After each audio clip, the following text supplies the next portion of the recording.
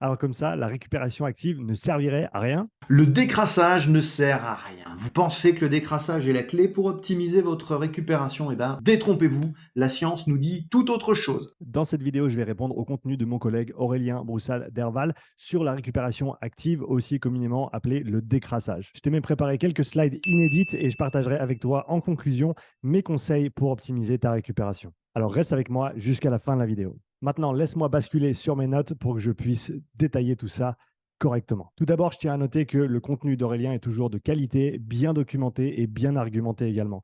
J'avais même eu la chance de partager la scène avec lui au Elite Training Symposium de Nevers en début d'année. Donc, si tu cherches une attaque personnelle ou du buzz dans cette vidéo, tu es au mauvais endroit. Mon objectif ici est simplement de partager mon opinion sur le contenu proposé en toute bonne foi. On est entre adultes et on peut se parler d'idées sans attaquer la personne. Je suis en accord avec la majorité de ce qu'Aurélien a mis en avant. Je vais donc m'attarder uniquement sur les éléments qui, à mon avis, demandent peut-être des précisions, voire de légères modifications. Avant de commencer, je t'encourage à aller regarder la vidéo d'Aurélien en entier pour te faire ta propre opinion. Note les points sur lesquels tu es d'accord et ceux sur lesquels tu n'es pas d'accord et n'hésite pas à partager tes notes en commentaire. C'est au travers de ces échanges et grâce à cette communication ouverte et constructive que l'on pourra ensemble faire avancer les connaissances pour notre communauté de sportifs, athlètes, coachs prépa physique et kinés. Sans plus attendre, plongeons-nous dans le détail de cette vidéo. D'abord, j'aimerais ressortir les points clés ou les points positifs de la vidéo d'Aurélien parce qu'il y en a beaucoup. Et les points clés qui sont ressortis pour moi, les plusieurs pépites, je pense, qui se doivent d'être mises en avant, c'est d'abord la conversation autour de l'homéostasie. L'homéostasie, ce concept d'équilibre interne que le corps cherche toujours à maintenir quoi qu'il arrive, c'est un concept qui est central, autant pour la récupération active, mais pour la performance et notamment tout le travail d'endurance en général. J'en ai parlé notamment récemment dans mon séminaire sur le travail de conditionnement, le travail de cardio, que ce soit pour des sports d'endurance ou pour tous les autres sports. Ce principe d'homéostasie est très, très important. Deuxième point clé, c'est le sommeil. C'est le facteur de récup numéro un. Comme je dis toujours, il y a très peu d'absolu quand on parle d'entraînement, de nutrition, de santé. Cependant, il est vrai de dire pour la vaste majorité des personnes, outre cas limite extrêmement, extrêmement rare, plus de sommeil, ce sera toujours plus bénéfique pour toi. Et bien entendu, je suis tout à fait d'accord avec Aurélien là-dessus. Le sommeil, c'est le facteur de récupération numéro un. Ensuite, on a la déplétion glycogénique qui est au centre de la conversation. Là-dessus, je suis d'accord également. Je pense que ces réserves de glycogène, qui sont assez faibles au final dans le corps humain, elles sont très très importantes quand on parle de performance, notamment quand on parle de performance répétée plusieurs fois sur une journée ou sur plusieurs jours. Mais on n'est peut-être pas exactement d'accord sur les implications pratiques que ça peut avoir au niveau de la récup active. J'y reviendrai durant la vidéo. Le dernier point que je voulais relever, c'est un que Aurélien met en avant, que les autres modalités de récup sont intéressantes. Je suis tout à fait d'accord. Il y a une panoplie de méthodes de récupération. La récupération active en est une et il y en a d'autres également. Et c'est intéressant de s'attarder sur ces différentes méthodes, de voir ce qui nous convient, de voir ce qui nous aide. D'ailleurs, j'avais écrit un article à ce sujet il y a pas mal de temps sur mon blog. Je n'ai pas vérifié s'il était à jour avec mes connaissances actuelles, mais je te le partage malgré tout pour que tu ailles te faire une opinion et que tu puisses voir aussi l'évolution qu'on peut avoir au niveau de nos croyances, au niveau de nos connaissances. Parce que ce que je dis aujourd'hui, c'est peut-être en contradiction ou peut-être pas complètement en alignement avec ce que j'avais écrit il y a 3 ou 4 ans en arrière. Passons maintenant au point de désaccord. Vu d'ensemble, d'abord, je te les liste et je te les commenterai et je te les argumenterai ensuite. Il y a 3 points, à mon avis, sur lesquels je ne suis pas d'accord. Le premier point, c'est que la récupération active est bénéfique uniquement si les séances d'effort sont répétées dans un intervalle court. La limite de 30 minutes est citée ici. Là-dessus, je ne suis pas d'accord. À mon avis, ce constat, il émerge d'une divergence qu'on peut avoir dans l'interprétation des résultats de recherche. C'est là aussi que je t'ai préparé quelques slides animés pour essayer d'illustrer mon propos. Donc, on verra ça ensemble tout à l'heure. Deuxième point, c'est que le décrassage est contre-productif car il va continuer la déplétion glycogénique. Là, je pense que si on regarde le temps qui est recommandé pour la récup active, l'intensité qui est recommandée pour la récup active, et en plus de ça, si, comme Aurélien le dit très bien, on a une approche nutritionnelle qui est maîtrisée et qui est cohérente, à mon avis, ce facteur n'en est pas un, en tout cas pas un facteur qui pourrait justifier la non-utilisation de la récupération active. Je reviendrai sur ce point en détail. Et finalement, le troisième point sur lequel je ne suis pas d'accord, c'est que pour les efforts de longue distance, il y a peu d'effets bénéfiques du décrassage et de la récup active. Dans ce cas-là, on verra un cas très, très pratique, très, très concret de terrain et de ce qu'on peut en apprendre directement. Donc, avant d'attaquer le détail de ces différents arguments, de ces différents points, on veut revenir peut-être aux bases. Donc, la récup active, quels seraient les bénéfices qui peuvent être importants. Donc, avant de décider si la récup active est à jeter à la poubelle ou pas, il faut se demander quels sont les marqueurs qui indiquent un réel bénéfice de la récupération active. Et à mon avis, là, on peut sortir un petit slide que j'avais préparé pour mon séminaire qui met en avant les travaux de Steven Seiler, un grand chercheur dans les sports d'endurance en général, et qui met en avant ces trois paramètres importants. Lui, il les appelle les 3 P, et ça fonctionne aussi en français, donc on a de la chance. Un facteur de performance, un facteur physiologique, un facteur psychologique ou de perception. Et on peut se caler sur ces 3 créneaux-là pour se poser la question, est-ce que la récupération active améliore les performances? Est-ce qu'elle accélère la récupération au niveau physiologique, donc rétablir cette homéostasie interne, hein, Aurélien en parle très très bien. Et finalement, est-ce qu'on a une amélioration au niveau du ressenti, au niveau de la sensation de notre récupération? Donc là, on est plutôt sur l'aspect perception, psychologie. Et à mon avis, dans ce cadre-là, les 2 derniers sont les plus importants. C'est-à-dire que l'amélioration des performances à proprement parler, je sais même pas si on devrait rechercher ça grâce à la récupération active. Ce qu'on pourrait dire, c'est qu'on veut minimiser le décrément de performance au fur et à mesure de la répétition d'efforts dans la journée, par exemple, ou sur une compétition qui dure plusieurs jours. On verra ce cas pratique tout à l'heure. Donc, on peut avoir cet aspect de minimiser la fatigue pour faire en sorte qu'on n'ait pas trop de pertes de performance, mais de là à dire qu'on va améliorer la performance, à mon avis, c'est un petit peu gros. On ne peut pas nécessairement mettre ça sur le dos de la récupération active. Par contre, encore une fois, les 2 facteurs physio et psycho sont très, très importants. Si on peut, à mon avis, rétablir l'équilibre interne, revenir à un état basal le plus rapidement possible et que l'athlète se sent mieux après, c'est du positif. D'ailleurs, c'est en général ma réponse quand on me demande que penses-tu de telle ou telle modalité de récupération, rouleau de massage, bain froid, etc. Pour les bains froids, il y a 2-3 précisions à donner et j'en ai déjà parlé dans une autre vidéo. Mais de manière générale, la question que je pose, c'est est-ce que ça te fait du bien? Et tant qu'il n'y a pas de danger ou de contre-indication, si ça te fait du bien, je te recommande de l'utiliser parce que même si c'est que au niveau psychologique, au niveau de ta perception, que ça a un impact positif, à mon avis, ça vaut la peine. Sur les conseils d'Aurélien, je suis aussi allé creuser dans PubMed pour voir ce qu'on pouvait trouver, des études récentes sur le sujet. J'ai trouvé cette méta-analyse qui est une revue systématique publiée cette année, en 2023, intitulée en anglais Revue systématique de l'efficacité des interventions de récupération active sur la performance athlétique des athlètes adultes de niveau professionnel, collégial et compétitif. Donc, ce que j'ai fait, c'est que j'ai lu ce papier et j'ai ressorti les points clés, en tout cas qui ressortaient pour moi. Prends en compte que je ne suis pas un académique, je n'ai pas été formé pour lire les papiers. Donc, ce que je ressors là, c'est mon interprétation. Je t'encourage à aller lire ce même papier et à sortir tes propres conclusions, bien entendu. Pour moi, les points clés qui ressortent, c'est que la recherche s'est principalement penchée sur les effets physiologiques de la récup active et leur impact sur la récupération musculaire dans différents sujets, différentes démographiques. Il n'existe à l'heure actuelle pas de consensus sur l'efficacité de la récup active ou ses effets potentiels sur la performance athlétique. Donc, on revient à ce premier point. La performance ne semble pas être améliorée à proprement parler par la récupération active. Par contre, ce qu'on sait, c'est que la fenêtre de 6 à 10 minutes à basse intensité semble être bénéfique, même s'il n'y a pas de consensus sur l'intensité exacte à adopter. Ensuite, on sait que la vitesse de recyclage du lactate sanguin est accélérée avec la récupération active. On a plusieurs preuves de cela dans plusieurs études, même si on sait que le lactate n'est pas un facteur de fatigue. Par contre, son accumulation est accompagnée par d'autres facteurs qui, eux, engendrent de la fatigue musculaire. J'en ai parlé dans une vidéo récente. On sait aussi que le ressenti des participants est amélioré avec la récupération active. Les athlètes se sentent, entre guillemets, pour reprendre la citation de l'étude, ils se sentent plus reposés et ils se sentent mieux préparés pour le prochain effort à fournir. Donc, encore une fois, là, on est dans la sphère psychologique, la sphère de la perception, qui est un paramètre incontestable de la performance à prendre en compte. Donc, on a vu que les performances ne sont pas toujours améliorées, des fois oui, des fois non, mais selon le niveau, ça peut être une bonne chose, notamment si on parle des athlètes de haut niveau en sport d'endurance.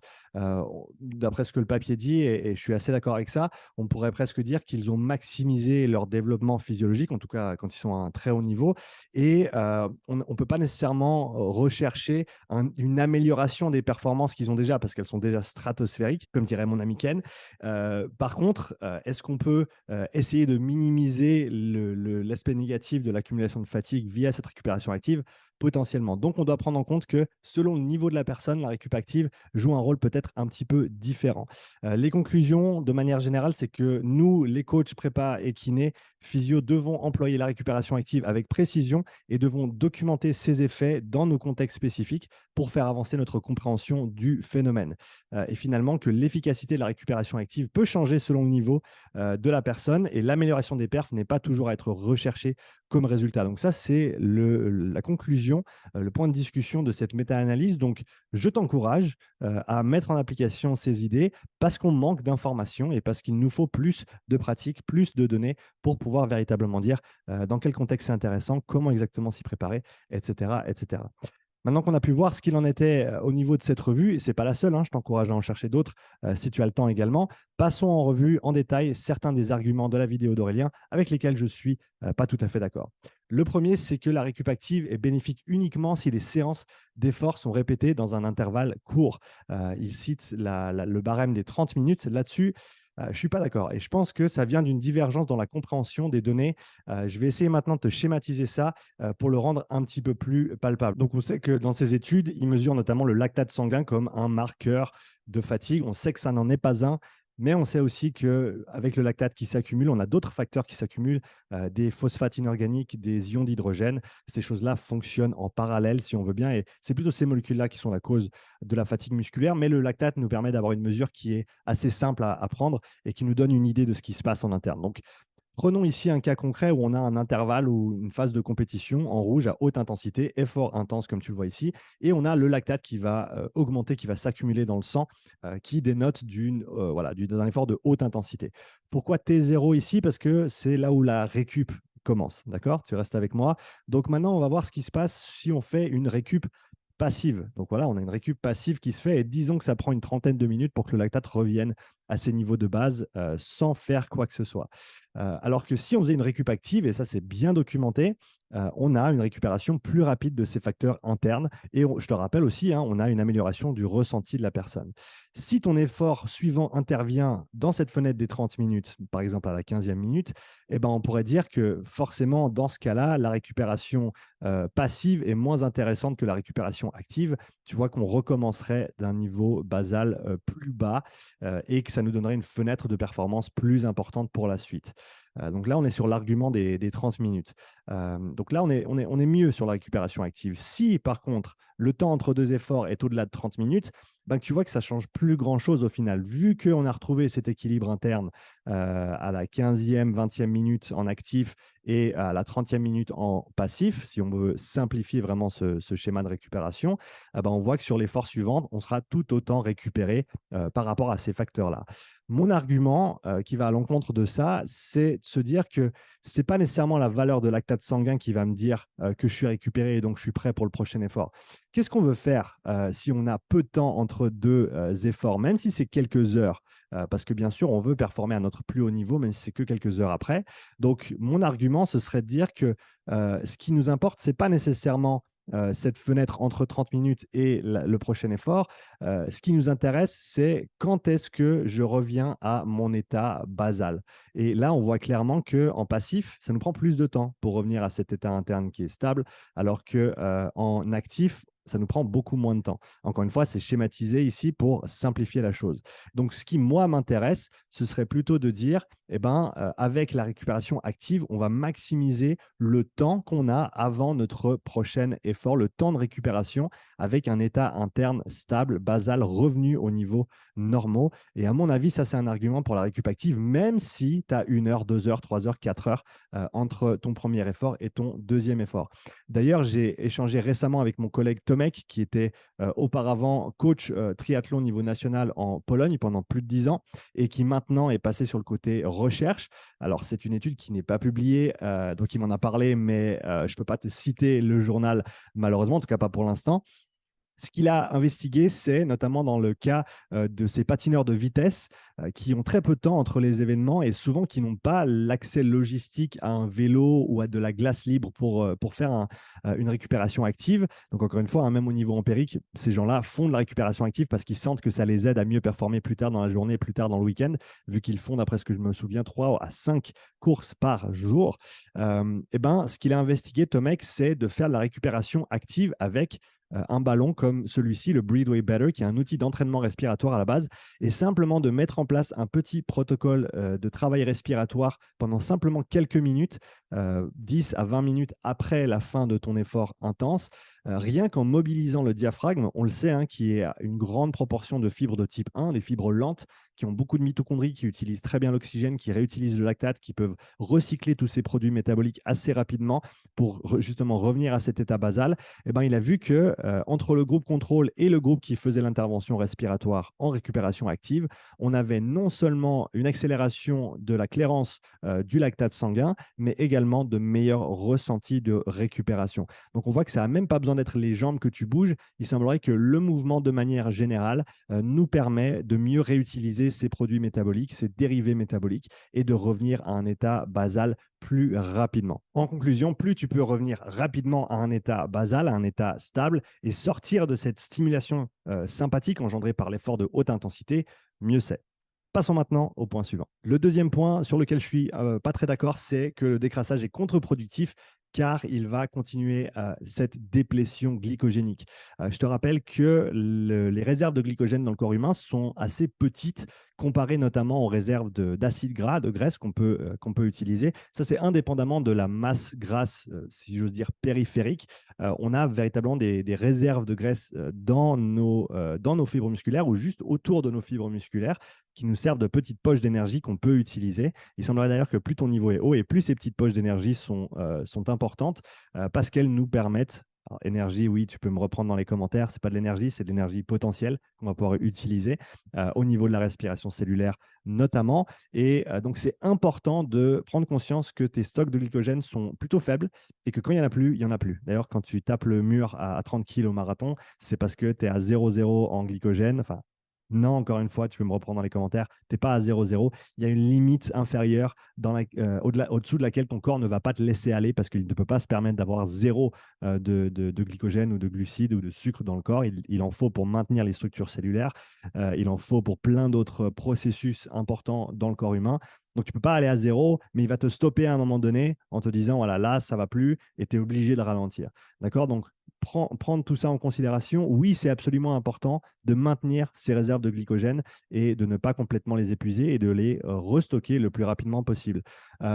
Tout effort a un coût, rien n'est gratuit, ça on est complètement d'accord. Et donc l'argument que la récupération active engendre une activité supplémentaire qui va nous coûter tellement que ça ne vaut pas la peine de la faire, c'est là où je ne suis pas très d'accord. La récup active, comme on l'a vu, hein, c'est une fenêtre de quoi 5-15 minutes peut-être à très faible intensité. À ces intensités-là, la consommation de glucides est très faible, voire négligeable.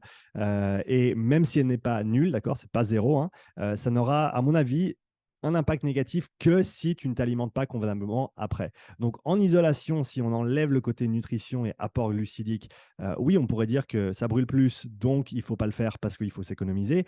Mais si on intègre ça dans une récup holistique où la nutrition et l'apport glucidique est fait correctement, je pense que ça peut largement se justifier d'aller faire 5 à 10 minutes de vélo ou même, on a vu, hein, d'entraînement respiratoire ou de mouvement respiratoire pour améliorer ses qualités de récupération. Donc, encore une fois, ce qu'on veut, c'est un retour à un état interne stable, basal, rapidement. Okay, on veut maximiser, accélérer cette récupération et revenir à la normale pour prolonger, comme on l'a vu dans le petit graphique tout à l'heure, ta phase de récupération. Et même si ça te coûte quelque chose de faire cet effort de 10 minutes, est-ce que tu ne serais pas prêt à payer 10 minutes de basse intensité si tu pouvais doubler, comme on l'a vu tout à l'heure, la durée de ta phase de récupération? Ça, c'est une question qu'il faut te poser. En plus, si on parle de nutrition et d'absorption, quel état nerveux, c'est une question que je te pose, quel état nerveux va te permettre de promouvoir une meilleure digestion, une meilleure absorption des nutriments? Si tu es stressé, si tu es nerveux, si tu viens de finir ton intervalle, ben, c'est peut-être pas le meilleur environnement pour digérer les choses au mieux. Par contre, après 10 minutes de récupération active, on a fait rebaisser un petit peu la tension. On a fait, on est revenu à un état nerveux qui est peut-être un petit peu plus équilibré que ce qu'il était avant. Et je pense que dans cet état, on va pouvoir mieux absorber justement cet apport glucidique pour refaire nos stocks de glycogène rapidement. Donc ici, en conclusion, la déplétion glycogénique serait négligeable avec 10 minutes de très basse intensité. Et ça vaut le coup donc sur le plan nerveux, récupération et digestif également. Ça, c'était le deuxième point. On passe maintenant au troisième et dernier point. Sur le dernier point, on voit que les efforts de longue distance, sur les efforts de longue distance, il y a peu d'effets bénéfiques du décrassage ou de la récup active. Aurélien parle notamment de dégâts musculaires, de récupération active qui pourrait amplifier le risque de blessure. Ça, je pense que c'est aller un petit peu trop loin dans les arguments. Alors, pour ce qui est de la course à pied longue distance, ce n'est pas mon créneau. Je laisserai des gens comme Rémi ou d'autres mettre leur petite pièce dans les commentaires. Tristan aussi, Caroli et d'autres qui traitent dans le trail, dans les courses longue distance. Parce que je ne sais pas ce qui se fait communément après un trail ou après de la course à pied en termes de récup active, ce qui est conseillé. Mais j'aimerais prendre un exemple de terrain, un exemple du vélo. Prenons une situation où on roule beaucoup, où il y a plusieurs heures à faire chaque jour et où les jours de course s'enchaînent. Donc là où la récupération est absolument primordiale. On peut prendre par exemple le Tour de France. Et durant le Tour de France, donc c'est 21 jours de compétition, avec seulement 2 jours off. Donc, en gros, tu as une semaine où tu envoies des heures et des heures de vélo tous les jours, de 4, 5 à 6 heures parfois par étape. Et bien sûr, ces gars-là, ils veulent maximiser leur récupération parce qu'ils doivent être prêts. Et le facteur glucidique, glycogénique, est absolument primordial. On l'a vu cette année avec Tadej Pogacar qui se plaignait de maux de ventre sur l'étape où il se fait un petit peu dézinguer par Vingegaard. Et il le dit, hein, mon corps ne peut plus. Et si tu es sur un sport comme ça, qui a des contraintes énergétiques énormes, phénoménales, on ne s'en rend pas compte en fait, et que tu ne peux plus absorber les nutriments parce que ton estomac est dit non, eh ben, clairement, tu sors de la course. Il n'y a plus rien à faire, tu ne vas pas pouvoir rattraper les dégâts malheureusement. Et alors là, tu pourras me dire, ouais mais Sean, là tu fais appel à l'autorité, je t'entends. J'ai pour l'instant pas trouvé de meilleur angle là-dessus, donc c'est certainement mon argument le moins robuste de la vidéo, ça je te l'accorde. Cela dit, je doute que les équipes de cyclisme qui dépensent des millions chaque année véritablement en recherche pour trouver des petits pourcentages de gains en performance, si vraiment 10 minutes ou 20 minutes de récupération active, c'était délétère à la récupération après un effort de longue durée, comme ces étapes du Tour de France, tu peux être certain qu'ils ne feraient pas pédaler leurs cyclistes plus que ce qu'ils ne le font déjà. Mais malgré ça, ce qu'on voit, c'est que ils finissent l'étape et ils se mettent sur un home trainer. Okay, donc, ils se remettent sur un vélo pour pédaler tranquillement 10, 20 minutes, des fois un petit peu plus, pour mieux récupérer de l'étape. Donc, encore une fois, hein, c'est un appel à autorité, mais c'est un cas de terrain, un cas très concret où vraiment, si la récup active avait un tel effet négatif, bah, ces gars-là, ils ne le feraient pas, tout simplement. Je t'ai également mis un lien vers un article qui parle de l'alimentation de ces gars-là sur le Tour de France pour que tu te rendes compte un petit peu de ce que ça représente. En gros, ils passent leur temps à manger après, avant et pendant les courses afin de maintenir ces réserves glycogéniques le plus haut possible pour pouvoir performer parce que c'est un véritable facteur de performance. Et comme je te l'avais dit en début de vidéo, il y a un autre point qui, à mon avis, est peut-être même plus important que toutes les considérations que j'ai mentionnées jusqu'ici, qui me pousserait à conseiller la récup active au maximum. On pourrait presque dire que je suis un maximaliste de la récupération active. Donc, parlons un petit peu du dernier argument. À mon avis, le dernier argument, il traite de la désédentarisation de notre population. Là, je t'ai parlé des gars du Tour de France. C'est clairement un monde complètement à part en termes de volume d'entraînement, en termes de performance, en termes de santé. Mais quelque chose que je vois de plus en plus, un problème qui est plutôt grave, dont j'ai parlé d'ailleurs dans une vidéo récente, c'est le manque d'activité physique de notre population. Ça, on le sait. Et j'ai même écrit un article sur ce sujet sur mon site récemment qui s'intitule Le syndrome de l'athlète sédentaire. Tu peux le lire, je te le mets en description. Et pour prendre un cas très, très terrain, très, très concret, c'est quelque chose que j'ai vu des dizaines de fois, notamment dans des sports intenses et courts comme le CrossFit, où les gens, ils poussent fort, les gens, ils sont puissants, les gens, ils travaillent très, très dur, mais les gens, ils ne sont pas nécessairement fit. Et me sautez pas dessus, d'accord? J'ai que de l'amour pour le CrossFit, mais et comment ose-je dire que les gens ne sont pas fit dans le CrossFit?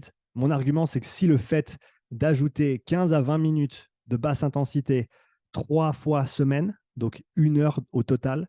Ça suffit pour avoir des gains de performance et de capacité de travail notables. Ça indiquerait, à mon avis, qu'on a vraiment un manque de conditions physiques générales. Tu vois ce que je veux dire? Et c'est ce que j'ai vu encore et encore.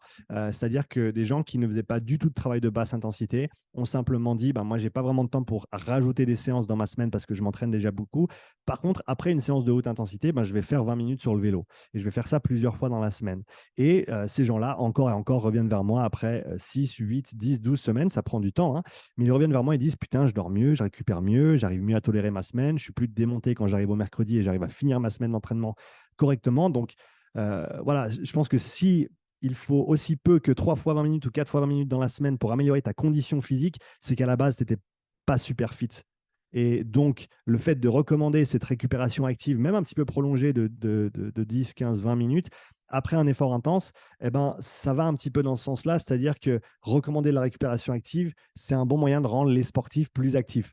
Parce que le sportif qui va à la salle 1 heure par jour même, hein, qui peut s'entraîner tous les jours, mais qui s'envoie dans le mur invariablement, qui fait jamais de travail à basse intensité, qui est peut-être même allergique à la basse intensité, que ce soit au niveau personnel ou au niveau culturel. Il y a des sports où c'est pas du tout commun de faire ce travail-là, où même les gens te regardent un petit peu de travers.